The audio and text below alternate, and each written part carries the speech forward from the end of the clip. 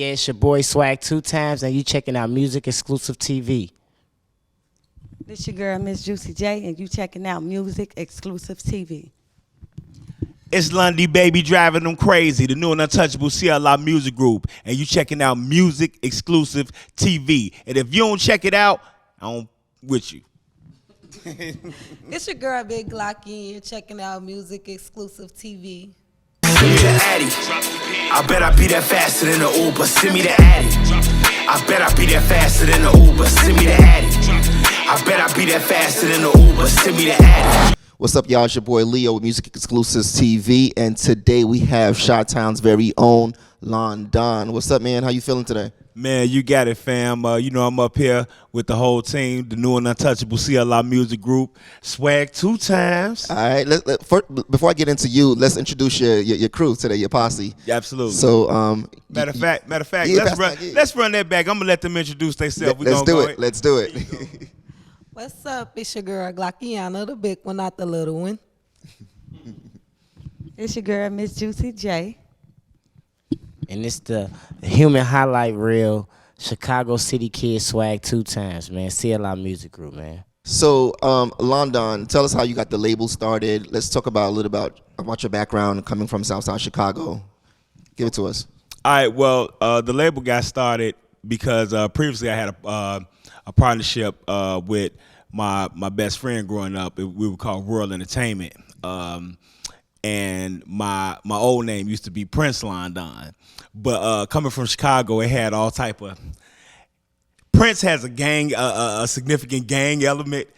Not that I'm really associated with. So people would see me and be like, "Hey, you Prince Lon Don?" No, okay, no, it ain't that no more. You know what I'm saying? So we changed the name of the company from World Entertainment to CLR Music Group. I had 3 boys, Carl London and Raekwon.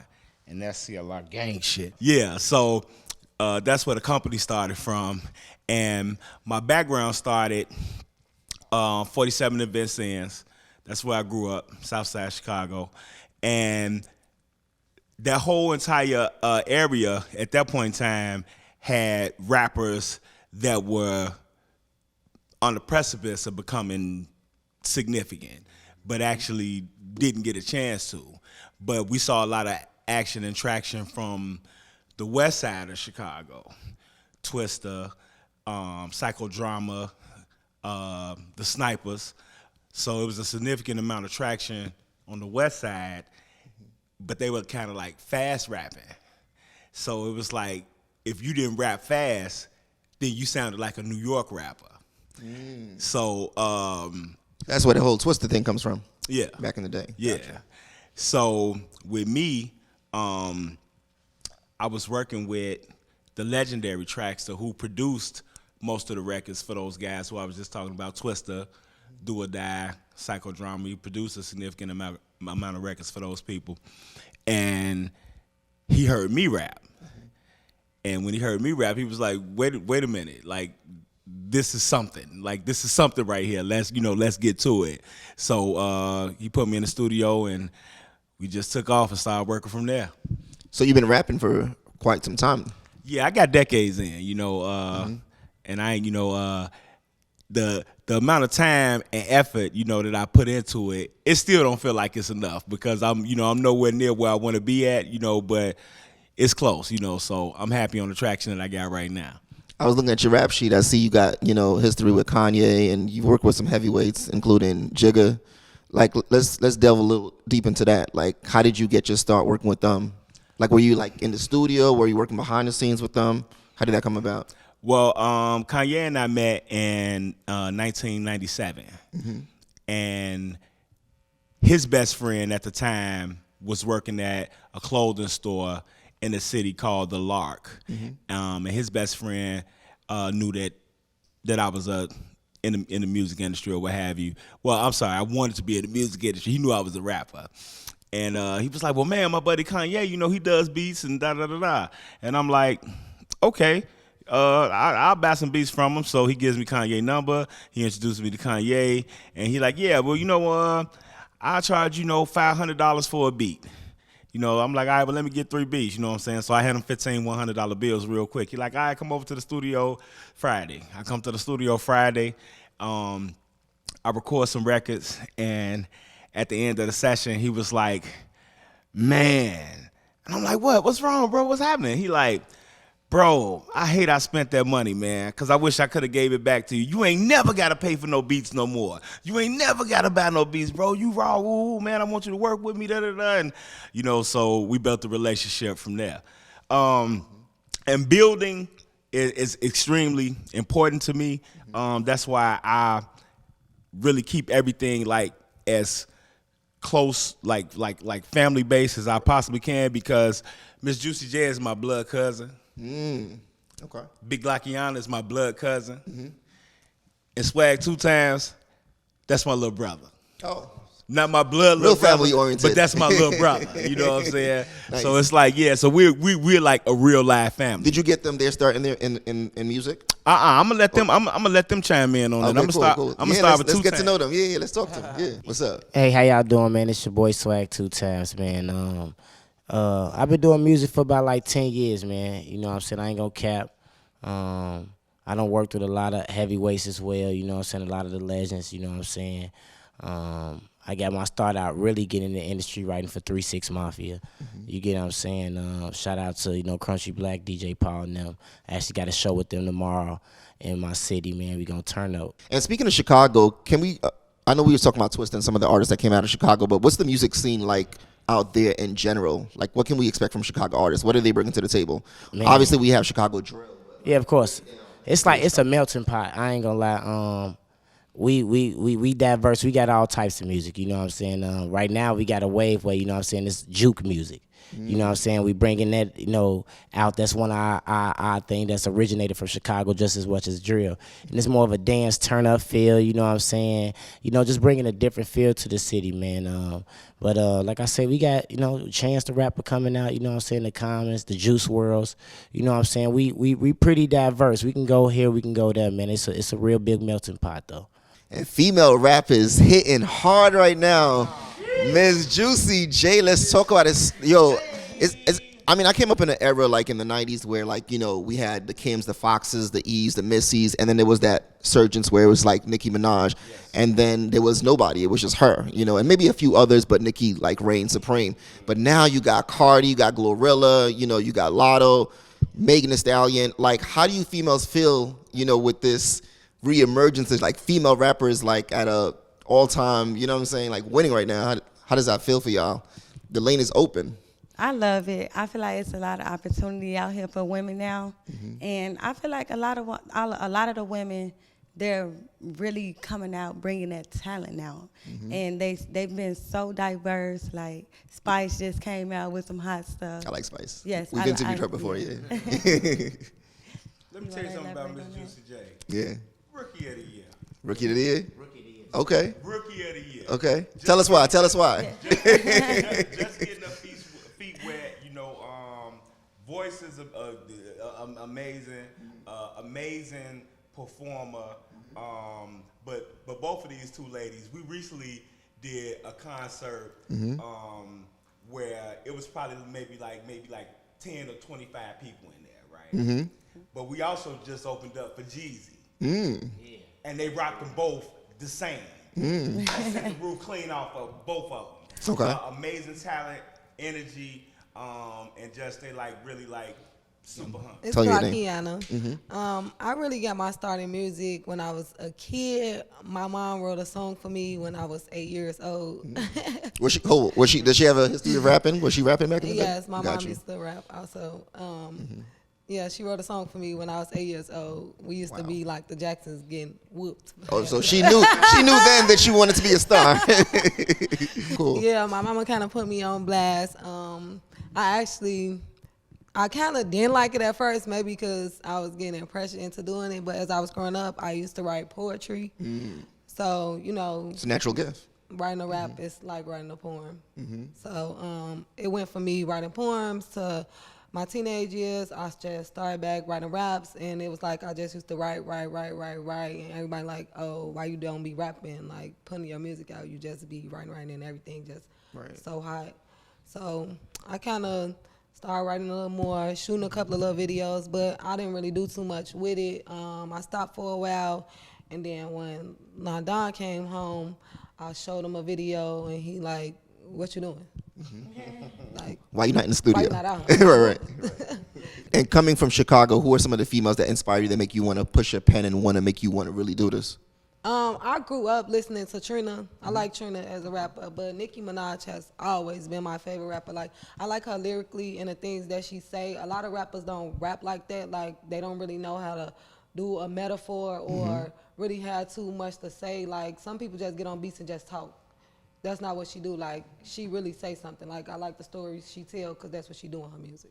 Facts. So what's next? What's next is actually the Famous Dex tour.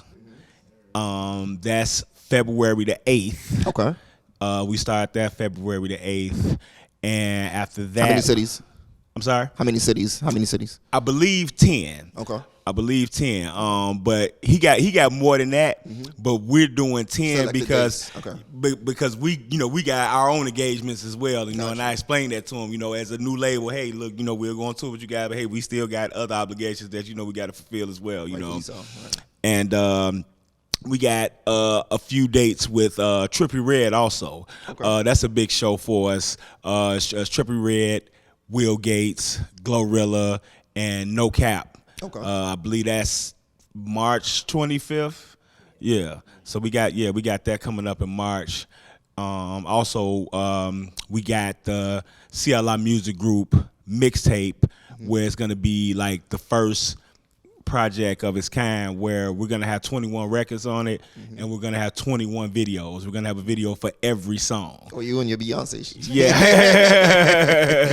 I get that. Yeah. For a mixtape though. Right. For a mixtape. No, that's Yeah. dope. That's dope. Yeah, And that's thank you. leading up to like a bigger project. And that's leading up to the release for the EP 7414 on the way. Big gang shit Got right you. there. Got We you. acting crazy on there. Hold on. Listen, man, on the EP, you know what? On the EP we got Talk your shit. I got King Louis, who actually is the, I'm gonna say, the founding father of drill music. Okay. King Louis. Okay. Chicago? Yes. Okay. I got Below Zero. And of course I got my homie Kanye West on there. Speaking of Kanye, you have ties and affiliations. You worked in the past with Jay-Z, Dame Dash, and State Property. Yeah. Tell us a little bit more about that, and what was the interaction, and like what was that experience like? Okay, so in 2003, when Kanye had got his chain on the Rock the Mic tour, like some days before, I had just met Dame Dash, and he heard me rhyme, and he told Kanye, he said, "Put him on your album. Put him on your album. I don't care. Put him on your album. Whatever we do, just put it on your album." But I was already signed. I was signed to the legendary Traxster. Shout out to the legendary Traxster. And at that point in time, Kanye and I, we kept working, and then Hov was working on his album, The Blueprint 2. And me, Kanye, Old School Ice Greek, Cootie, I believe Consequence was in the studio that day as well. I'm not sure. We were working on a record called A Bounce. And so Kanye was spitting. He was spitting something for Jay. And everybody was like, "Oh, okay, nah, all right, not bad," So I told Kay, I was like, "Hey, why don't you try this one?" Something that we had worked together with.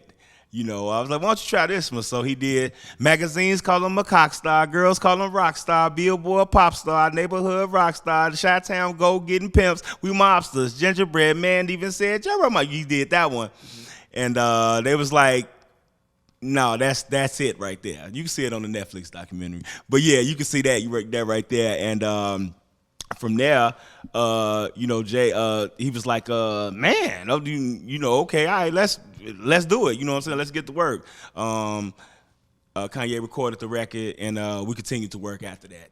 So that's dope. So let's go back to Chicago. Like Chicago gets a bad rap. You know, let's talk about the gang culture in Chicago, if you will. Like break it down for us, so people who've never experienced or been to Chicago. Take us through like a journey, a day in Chicago. Okay, I'm gonna touch on it, and then I'm gonna let Lil Bro, address it real quick too, and let the ladies get their insight on it as well. Course. But I'm just a little bit older than them. You've been in the game for a while. It's a little bit older than right, but it's like I see you guys see it right now, but I seen it when it was like bad in real life. Like this is like social media bad. Okay, like this is like I seen it when this guy got shot because his hat was turned to the left. Yeah, his hat was turned to the right. That's why he got killed. Wow. Simple as that. But now it's like he live over there. We want to kill him. He live right there. We want to kill him. We don't like him. We it's like, so it's not really like gang banging. It's really like just I don't like him. I want to kill him. I don't want to fight him. I want to kill him. It's crazy. Swag, holla at him, man. Senseless violence. I gotta stop. Yeah, a lot of it do. I ain't gonna cap. It do be senseless. You get what I'm saying? But it's a lot of stuff that comes with living in our city. You know what I'm saying? You know what you do. You know what I'm saying? I know you don't speak on a lot of people because you don't know who they lost. You know what I'm saying? It's just like I say, our city, we get a bad rep. You get what I'm saying? But it's starting to get better, though. You get what I'm saying? It's definitely starting to get better. You know what I'm saying? It just take the artist, you know what I'm saying, to really, you know what I'm saying, say, forget it, we own that. We ain't got to do it no more. You know what I'm saying? But you can't never stop what's going on in the streets because people done lost brothers. People done lost sisters. People done lost mothers. Like, I'm talking about behind this, you know what I'm saying? So it's like, it feel like it's never ending. You get what I'm saying? But it's like when you live there, it's like, man, you kind of understand because if somebody take my brother away, you know what I'm saying, it's you know what I'm saying, it's up. You know what I mean? So I ain't gonna lie, it is, you know what I'm saying, you do gotta, you know what I'm saying, be on your P's and Q's.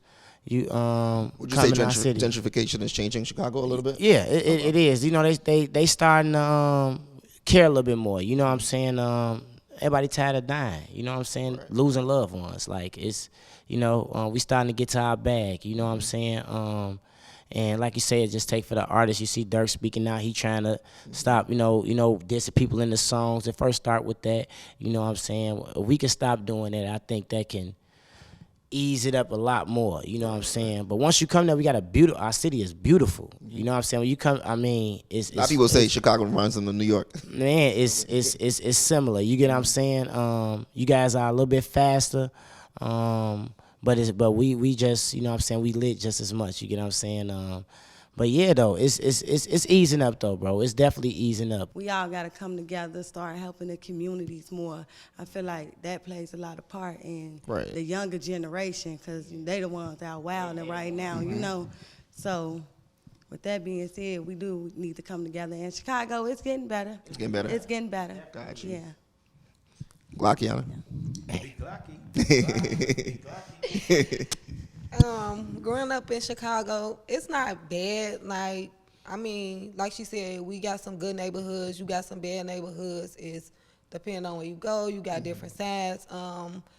Like London said, when he was growing up, it was different than when we was because we don't have too much as far as people taking gang banging over seriously. Like, you can move around a little more freely and not worrying about somebody trying to kill you because they thought you threw up a gang sign or you had on this color or you had on that color. Like, none of that's going on no more right now. Like, that's over with. So it is getting better. It could be a little more better. Social media definitely play a big part. I feel like that's where a lot of drama is actually coming from. So I can't really say our city too much have a bad rep. That's just what people think because of what they know of Chicago. Like, But me personally, a lot of cities got a lot of stuff going on. Like it's something every city bad has a hood. wherever you go. So you can't run and be like, oh, I don't want to live in Chicago because they got this such a bad reputation. And what you gonna run over here? You can run over here and begin put in a sewer somewhere. Like, no, I'm just saying, like, for real, it's different crimes and different stuff in different type of neighborhoods and stuff that places that you go, people got to think about stuff like that. So, as far as living in Chicago, me personally, I like it. We a lit city. We definitely turn up if you want to have fun. Definitely a place to come visit to have fun. The nightlife scene is lit. Oh yeah.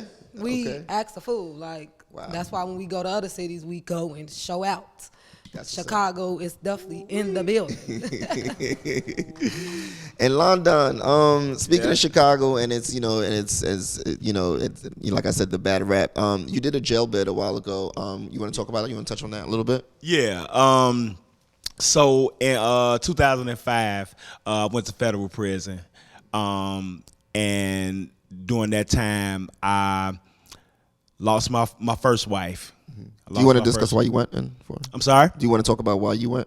Oh, yeah, real estate fraud. Okay, gotcha. Real estate fraud. Long story short, I would begin the rehab process on the house, and then I would be like, oh, okay, all right, yeah, it's almost done. Okay, and then I would sell it to somebody, and then I would sell it to somebody, and then I'll sell it to somebody, and then if I lost a few dollars, I'll sell it to somebody again, and you know, and then they'd be like, hey, what's going on? Like when is my house? Hey, look, you know what? The bank is. I'm on. You know what? Let me give you a call back. We're gonna but that's what happened.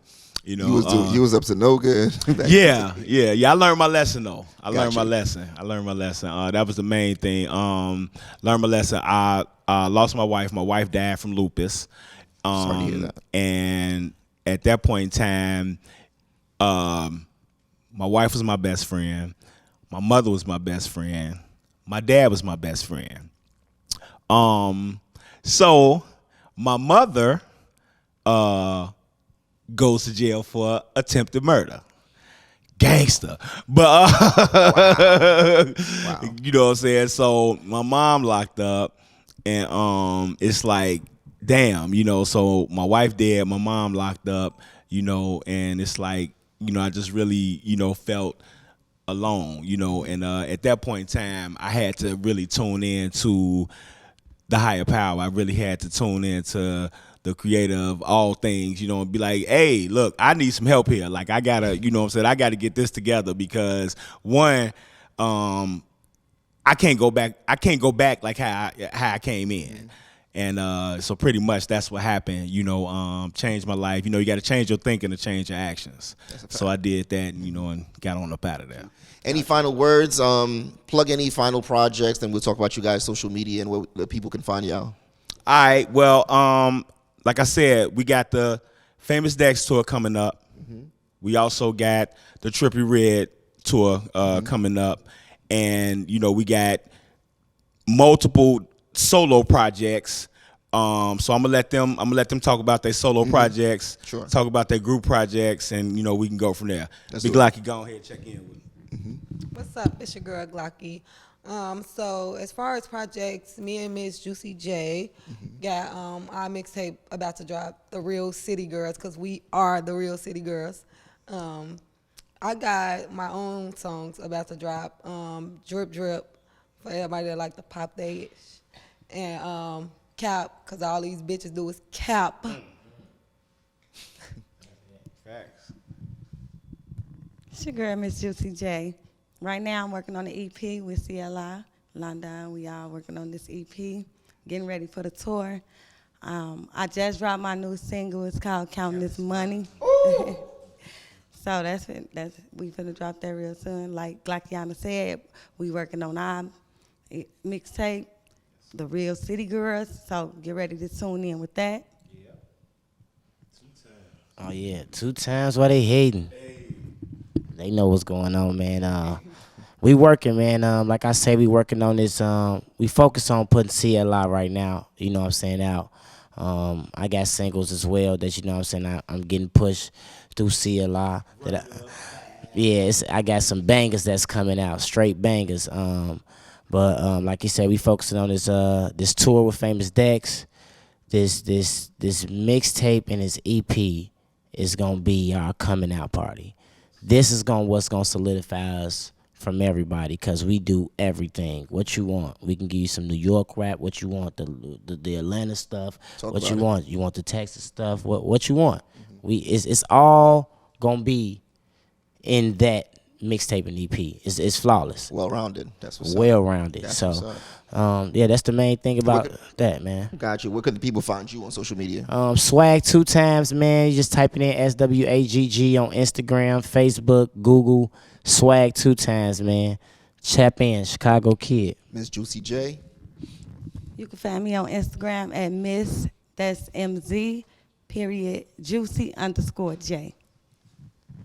Lon Don. You can find me coming out of somebody's baby mama house like real late when you talking about social media. Lon Don 7414 Lon Don 47th at Instagram on Instagram at Lon Don 47 and also I got CLR Music Group. I got a new Instagram page, CLR Music Group Instagram, so y'all can holler at me on there. You can find me on Instagram at Glockyana, GLOCKYONA. Straight like that. Any final words, Lon Don? Final words. Big boss. It's straight like this, man.